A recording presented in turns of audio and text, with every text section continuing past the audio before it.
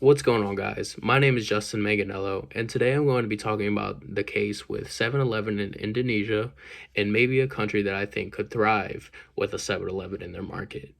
Now, when we talk about why 7-Eleven failed in Indonesia, there's three main reasons that I believe that Indonesia was a failing market for 7-Elevens. One was the competitors, both existing and new competitors. Most of them were locally owned, in which they were allowed to have, various expansions and growth. Whereas 7-Eleven is a franchise and they did not gather any partnerships or cut any deals and negotiations where they were allowed to expand. They only had a minority amount of stores compared to their competitors, and it could be a driving force as to why it failed. Now, another reason that 7-Eleven failed in Indonesia is that they eventually ended up prohibiting sale of alcohol in convenience stores. So people were no longer going to 7-Eleven to buy alcohol. And this drove their sales down by a good number of percentage there. And then the third main reason is coming from the YouTube video 7-Eleven in Indonesia. One of the managers describes how customers were coming in and maybe buying a drink or one snack, but people were not buying goods, in a surplus there at all. They were mostly just loitering and talking about their evening plans or, talking about the night that they had, rather than going to 7-Eleven to buy their goods. It was more just like a hangout or a meetup spot where people would go and discuss future plans or, just have conversations there. So the country that I chose that I think would actually thrive with a 7-Eleven in their market was South Africa. Now, the reason I chose South Africa is because they rely on road transport to get goods and people around the country. The country's population is around 59 million people, which is twice the size of France. Um, they have an annual GDP of approximately 351.4 billion US dollars here on my notes. Um, they're a diverse country and the leading economic force within the African continent that supports a retail market. Now, as to some entry strategies here, I believe that going as a franchise would be the entry strategy, because it allows a contract between a parent company franchisor and a franchisee, usually used by specialty retailing and fast food industries.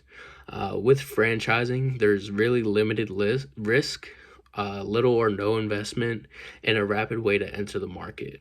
Um, so you could see obvious reasons why that would be a good entry strategy there.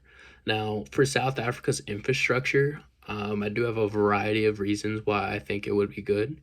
It has a relatively good core of national economic infrastructure. They have a rating of 3.19 on the global rankings provided by the World Bank. In 2022, 78.6 percent of South American population has access to the internet. So it's not the entire population, but it is a vast majority of it. Now, many households are too poor to pay for the cost of services, so this could be a problem there. Um, I also read up that South Africa has an issue where there's an inequity between the people who have way too much money to spend and way too little to spend. So that could be maybe a problem there.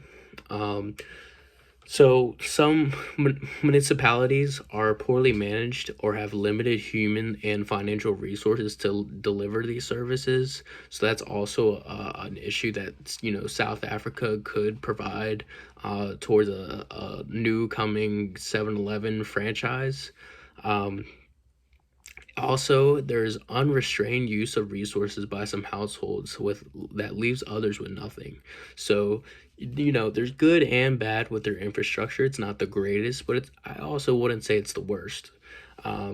Now, South Africa's nature is the average monthly rainfall in South Africa is about 464 millimeters, being a relatively dry country, with the majority of its rainfall coming throughout the winter.